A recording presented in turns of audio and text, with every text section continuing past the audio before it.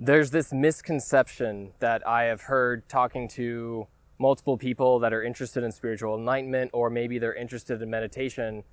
And the misconception is that given that the world is just full of suffering, there's like a lot of things to fix in the world. There's a lot of problems that we are collectively facing, and there's a lot of problems that we individually have to take on and take action to solve.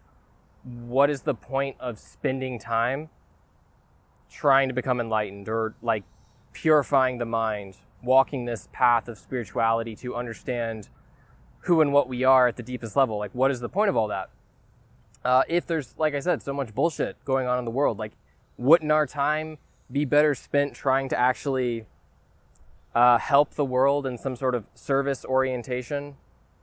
Like, why spend all this time turning within? From a super theoretical, metaphysical point of view,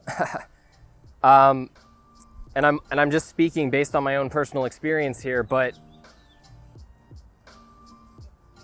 there is an inextricability, a unity between all people and all beings. There is this unified nature to consciousness. And I don't know how to explain it in rational or logical terms. I sure as hell do not have some sort of scientific explanation, other than maybe if you study quantum mechanics, you'll start to see that there are some really crazy things that modern contemporary science is discovering through this field of physics. But all of that aside, even with all of this quantum mechanics stuff, like, I still couldn't give a good model or a good explanation for this deep interconnectedness between all beings, the interconnectedness of consciousness.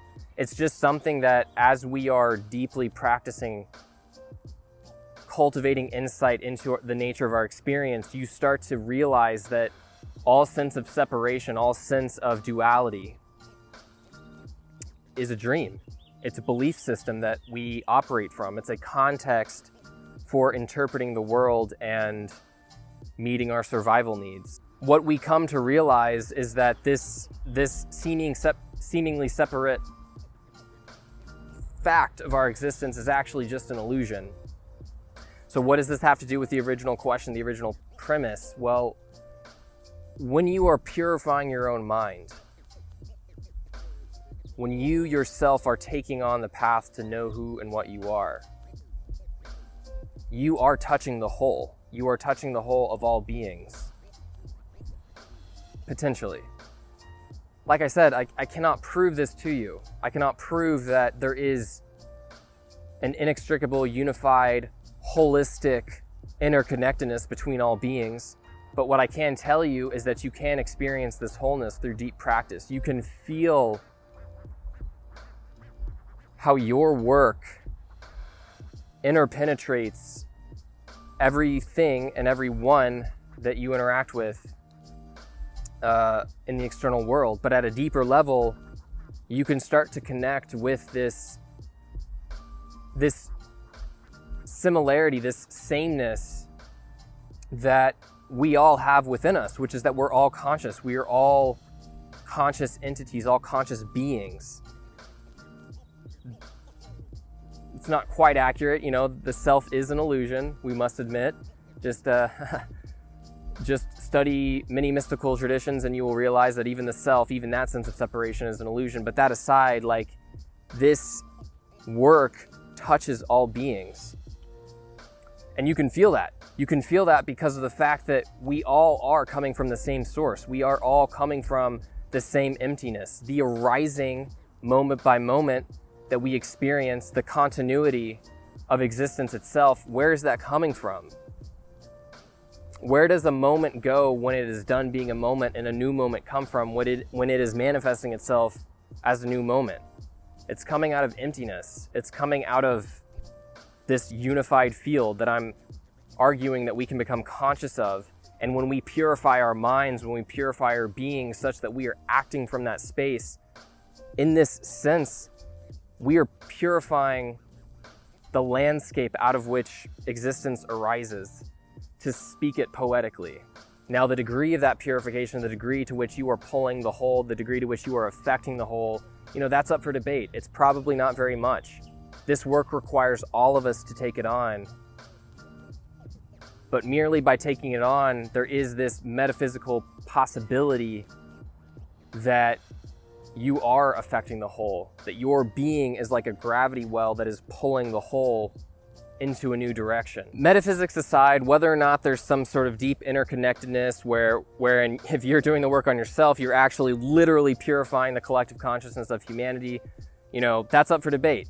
I would say, go on some meditation retreats, deeply deconstruct your beliefs of reality, probably take some psychedelics, do serious work, do serious contemplative work, come up with your own conclusion.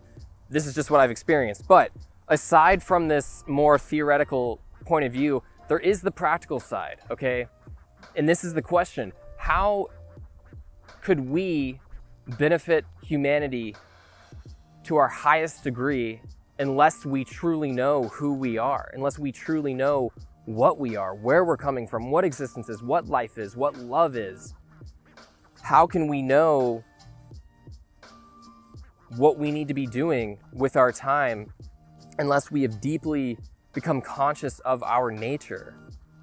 And this is probably the biggest misconception when it comes to this question, like why should I take on this completely selfish path when there's so many horrible things going on in the world? Well, it's because if you want to fix these horrible things, if you actually want to make a difference, how can you make a difference to your maximum if you don't know what you are, if you don't know who you are, if you don't know what your deepest desires are, if you don't know what your deepest values are?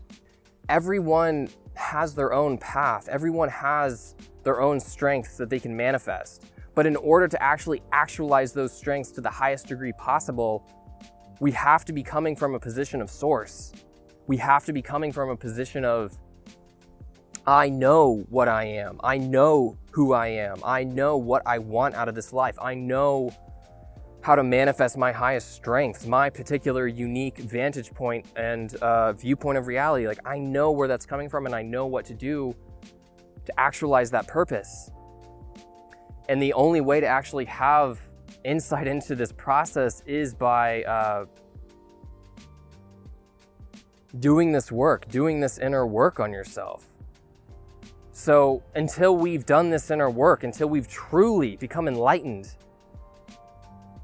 there is like no way that we are going to actualize our highest potential as an individual human. There's no way that we're going to actualize our humanity. And the other thing that we need to realize is that when we start acting from source, when we start behaving from emptiness, when we can actually walk through life feeling the effervescent nature of experience, feeling the deep unity between self and other, feeling the deep acceptance that arises when we are operating from this emptiness of consciousness, when we can walk through life doing that, I mean, this has a subtle presence to it. It sends a subtle vibration, a subtle frequency, a subtle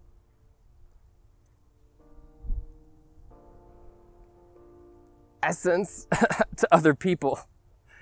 Other people recognize, at least at a very subtle level, this emptiness from which you're operating from. And that doesn't necessarily mean that you're going to start turning people into Buddhas just because you sit and meditate under a tree every now and then. I'm not saying that. What I'm saying is that by operating from emptiness, we are suddenly holding space for other people. We are suddenly allowing other people to work through whatever they're feeling without manipulating or distorting what they're going through.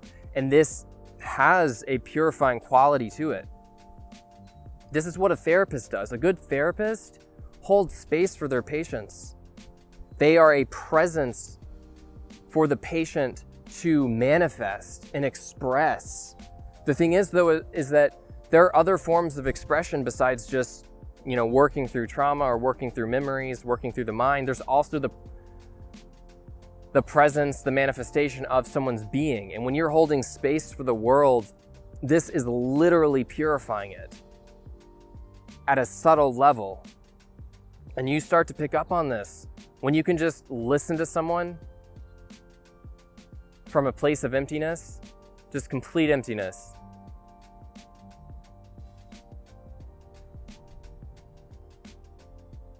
This purifies not just yourself, but the other person. And so going back to this original premise, why chase enlightenment if you're trying to help the world? Well, because if you have not done the work on yourself,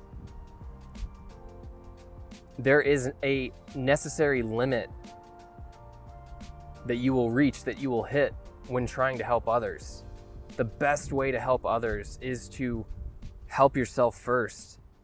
It's very, very counterintuitive and loopy and paradoxical, but you will be missing out on this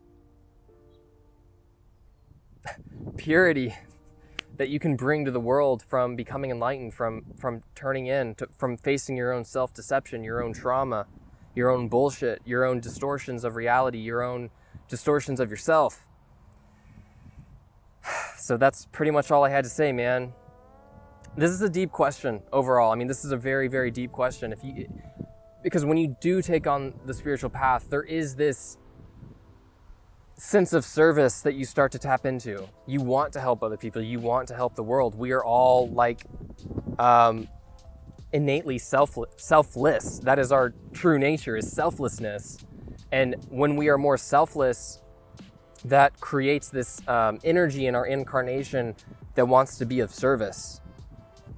And so, you know, it's like, okay, well, if that's our true nature, if our true nature is pulled towards service, why not just go towards service and do that? And actually, this is a form of yoga. It's called Bhakti Yoga. It's supposedly a path to enlightenment. I personally don't think it. I don't personally think it would work fully, but you know, I'm not a Bhakti yogi. But what I can say is that, like I said, to solve this question, you know, you have to turn within yourself, and you will realize, you will see that we have to do the work on ourselves first. And here's the kicker. Here's the fucking kicker, man. If everyone in the world started doing this work, if everyone collectively decided to turn within first and let that turning within manifest outward, that would be what heals the world. So that's all I have to say. I hope you enjoyed this video. If you have any thoughts, questions, ideas, please leave them in the comment section below. If you like this video, please hit the like button. And yeah, last thing I just want to say is thank you for your practice. Thank you for your path. Thank you for your dharma. I assume if you're watching this video, you probably are interested in meditation, enlightenment, contemplation, understanding reality, all these things. And so, yes, thank you. Thank you for doing the work. And I will see you guys in the next video. Until next time.